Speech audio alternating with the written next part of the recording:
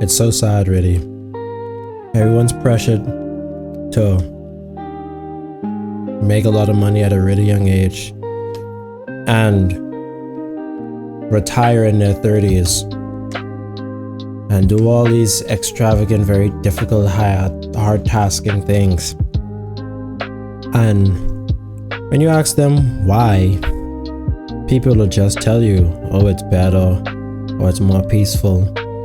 Is it really? Is it really? Like, have people considered the expenses of housing? Have people considered the expenses of housing maintenance? Paying for lawn care, paying for painting, paying for house insurance if you have house insurance, and if you don't have house insurance, random expenses like someone breaking your window or someone breaking in your house. Has anybody thought about that stuff? Has anyone considered why they want to get married?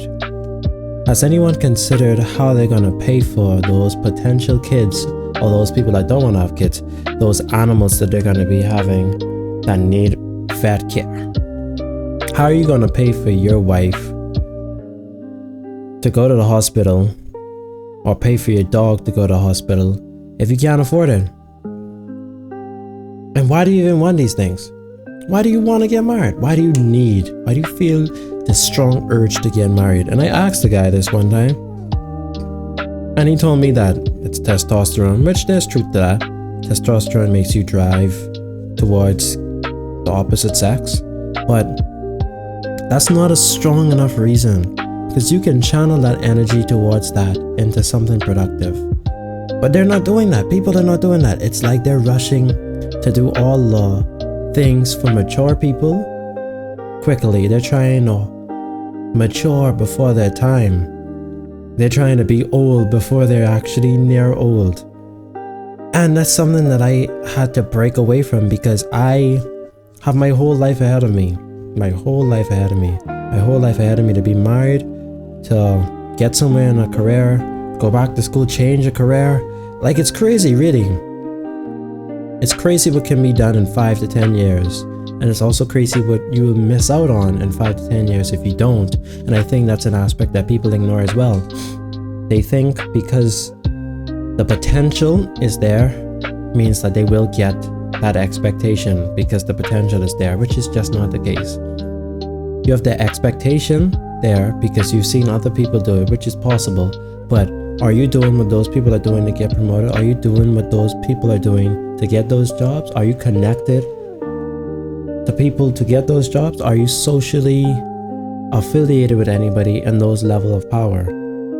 If the answer is no, you can't have that expectation. Or you can, but it's just not a realistic expectation. How can you expect to reach a high level in an organization without rubbing shoulders or being familiar with anybody? You can't be a leader of people that they don't know. You can't lead them if they don't know you. They're not gonna know who you are. How can they trust you? Right? And I've spoken to people that are mature in their 40s, in their 50s, in their 60s, and a lot of them say that our generation is just caught up in all the wrong things. You know, they be on social media and they get overwhelmed by what other people they got going on. They got these young millionaires under 25, under 30, under 21 that has all these money and all this wealth, and they retired, them and their parents. And it's cool that that's possible, but not everybody can do it. The reality is, what you see online is not what happens in reality completely. You don't know what affiliation these people have. You don't know who helped them get where they are. You don't know if they received help. You don't know if they did any ill-gotten gains. You just don't know. So why are you chasing after what they have? Why not just focus up on what's in front of you?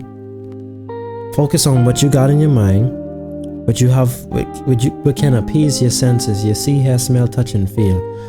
Deal with what's tangible for you, and see what you could create. See what beautiful life you can achieve. Because if you're gonna live life and be stressed out all the time trying to be someone that really just ain't you, you're not gonna be happy. And happiness is not forever, I get it, but you're not gonna be happy at all. Chasing happiness will leave you unhappy. Chasing happiness will undoubtedly leave you unhappy because you'll be chasing dopamine instead of tangible, fulfilling action. Chasing dopamine over fulfilling action and purpose is gonna get you nowhere in life. And when people realize that, when this generation of mine realizes that, they'll see a change. They'll see a change. But the reality is not everybody's gonna see it. Not everybody's gonna realize it until it is too late, until they're in their 30s, until they're in those 40s. The time when everybody told them 20 years ago, do these things, focus on these things, focus on investing in yourself, focus on investing early, focus on developing yourself, learn some stuff, get some experience in life. And I mean experience like real life experience, not going partying and being a vagabond. I mean generally going out there, interacting with people, joining clubs, joining groups, taking care of your body, not drowning it with alcohol and drugs. In the next 10 to 20 years, people are gonna really see the fruits of their labor, or the lack thereof. And I'm not gonna feel bad for them, really, I'm not, because what I see online constantly, or the opportunity that is out there online constantly, it's always there. People are just not accepting it. And I even realized in my social group, you could offer someone the whole well of knowledge and they're not gonna drink from it. They can say all they want. Oh, I wish I would learn these things. Oh, I wish I could get knowledge. Oh, I wish I had access to these things. And you would be able to give them the book for free. And you wouldn't get it. They would not read it. They would not open up the book. They would not receive it. You can make a video and they will not watch it. Or they won't have the attention span to watch it. They're just not interested. They are just not interested. They're not interested in bettering themselves. They're not interested in trying to invest their money. They're not interested in spending time where it's important. They just want to party. They just want to live life. They just want to go on vacations. They just want to have that grandiose lifestyle and experience that the rest of the generation hasn't had, so that they can feel better than everybody else.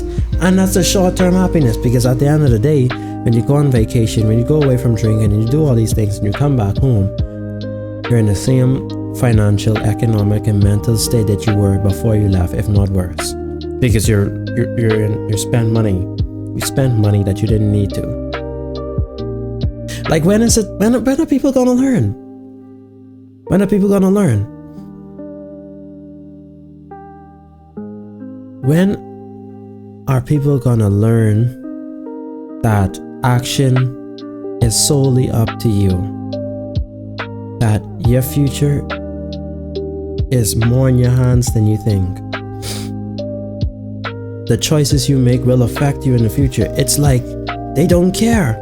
They know it. I know they know it, because everybody's been saying the choices today will affect you tomorrow. But the choices that they're making are literally hindering them in the future, and they just don't care. I just don't understand. I don't know what it's gonna take. Relationships are also garbage, because people are scared to love because they're scared to be hurt, but you can't have love without hurt.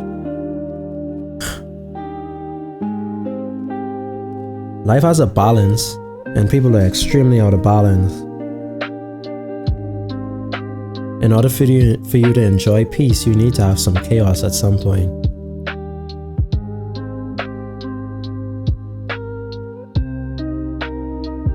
I don't know, man. I don't know. It's an evil world we live in. It's an evil world.